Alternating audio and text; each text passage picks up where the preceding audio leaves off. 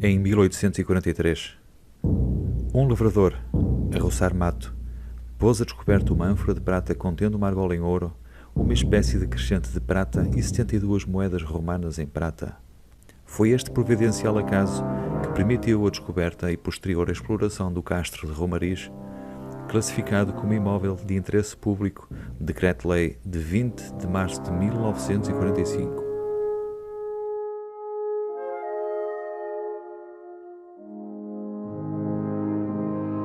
A sua localização no Monte Crasto, na freguesia de Romariz, concelho de Santa Maria da Feira, entre as bacias hidrográficas dos rios Douro e Voga, a rondar uma altitude de 375 metros, proporciona um amplo domínio visual. Conhecido pelos habitantes de Romariz como Monte dos Mouros, o castro foi objeto de estudo e de diversas escavações desde a sua descoberta, em 1843.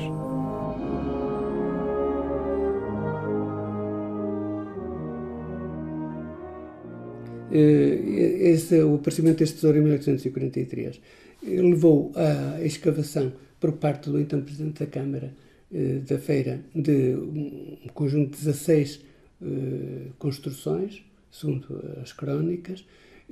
100 anos mais tarde, cerca de 100 anos mais tarde, o padre Manuel Fernandes dos Santos, pároco da freguesia, escava mais um conjunto grande, entre 40 e 46, supervisionado melhor pelo Dr. Alberto Souto, que era o diretor do Museu de Aveiro. É curioso que desse conjunto das escavações do Padre Manuel Fernando dos Santos, foi também esse um dos motivos que me levou a Romariz.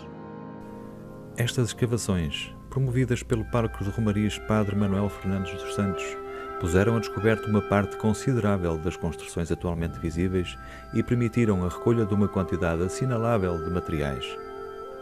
O estudo na vertente de investigação arqueológica apenas se iniciou em 1980, pela mão dos professores de Arqueologia Protohistórica e Clássica da Faculdade de Letras da Universidade do Porto, Dr. Armando Coelho e Dr. Rui Centeno. E esse trabalho iniciou-se, como disse agora um bocado, em 80, 81, 82, em 3 campanhas que resultaram, que têm efetivamente muita utilidade para o entendimento daquilo que à época e agora ainda mais, se entendia por cultura castreja do Noroeste Peninsular. A designada cultura castreja começou a ser estudada nos finais do século XIX. Até aos dias de hoje, permanece, em parte, num dos grandes mistérios da ciência arqueológica. Apesar de tudo, existem dados que permitem especular sobre o que terá sido, de facto, esta civilização da pedra.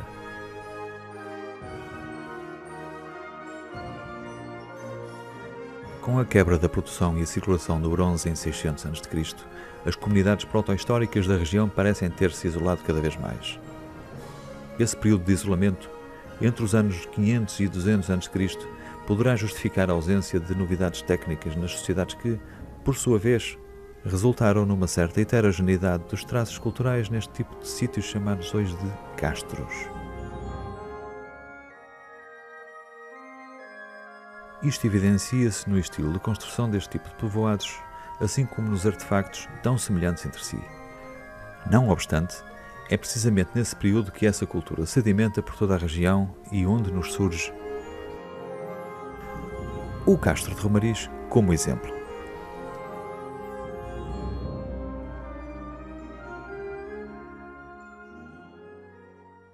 Durante muito tempo se pensou que a cultura castreja tinha como limite sul, limite meridional, o Rio Douro.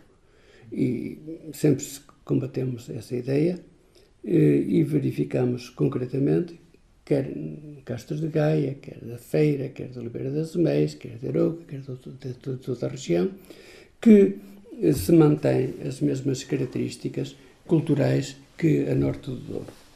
Mas era preciso comprovar isso arqueologicamente. O Castro Romariz já mostrava imensas casas redondas, imensa organização de construções idêntica às dos castros do norte.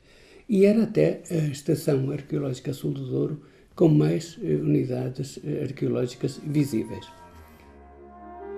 As fontes escritas dão-nos conta de que o fenómeno europeu da expansão romana alcançou esta região durante uma campanha comandada por Décimo Június Brutus, um importante general e político entre os anos 138 e 136 a.C.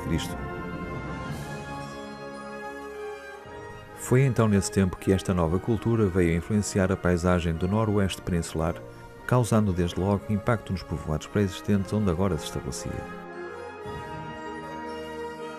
As ruínas e artefactos que nos chegaram até aos dias de hoje mostram mesmo uma coexistência, aparentemente pacífica, das práticas culturais dos nativos e dos romanos dentro do mesmo povoado, como foi o caso do Castro de Romariz.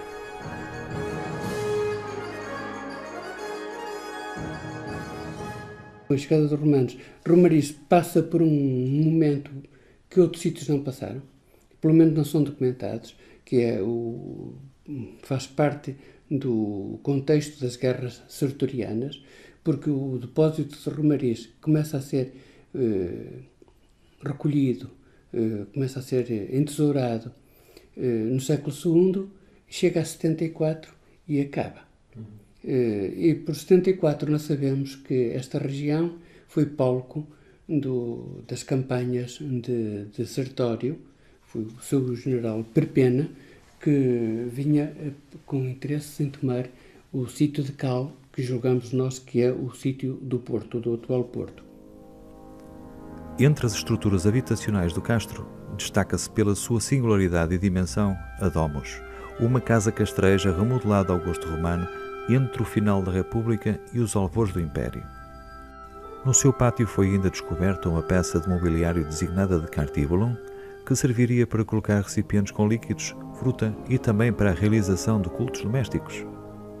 Mas esse conceito de casa, de domus, enquanto habitação de uma família extensa, foi um dos tópicos mais interessantes desta escavação e que se tornou visível porque a própria casa está cercada de um muro e mostra efetivamente os limites naturais da sua construção.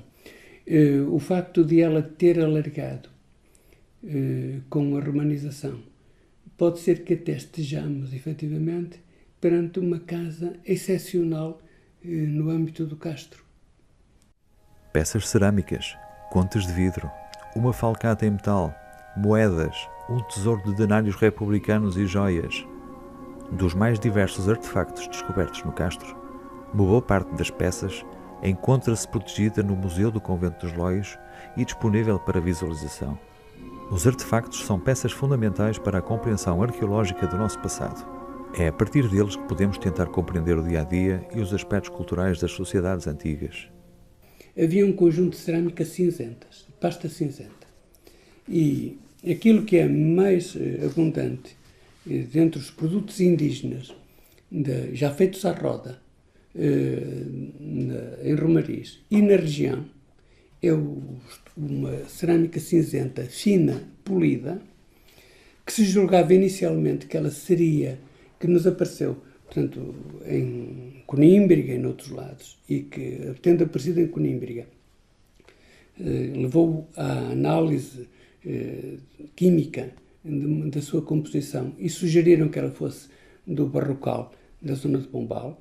Depois sugeriram que fosse da Lausanne, e eu pergunto por que motivo é que ela não é da nossa região, entre Douro e Voga, onde há caolino, e as peças têm bastante caolino na sua composição, e os achados das escavações de Romariz, assim como os achados das minhas escavações no Castro da Senhora da Saúde, têm, ainda que em áreas pequenas, têm muito mais quantidade e muito mais percentagem, muito superior a toda a área escavada em Conímbriga.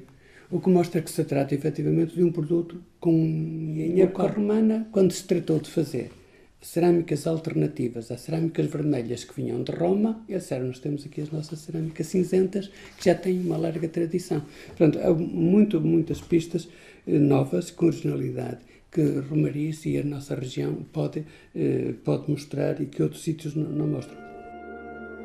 Em inícios do século I, o imperador Augusto terá determinado que os nativos vivessem em castros de planície, como mostram os escritos do seu decreto. Àqueles que se confinaram às montanhas com temor e receberam casas em planície, ordeno-lhes que as habitem.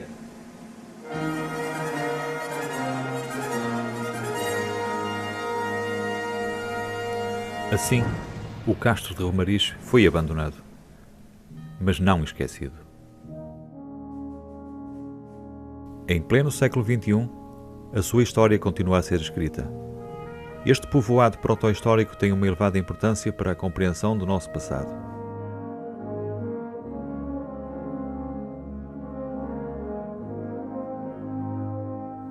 Com o apoio das novas tecnologias, a sua lembrança e riqueza continuará a ser partilhada para a prosperidade. Mas para isso, precisamos todos de estimar, conservar e preservar o património que nos pertence.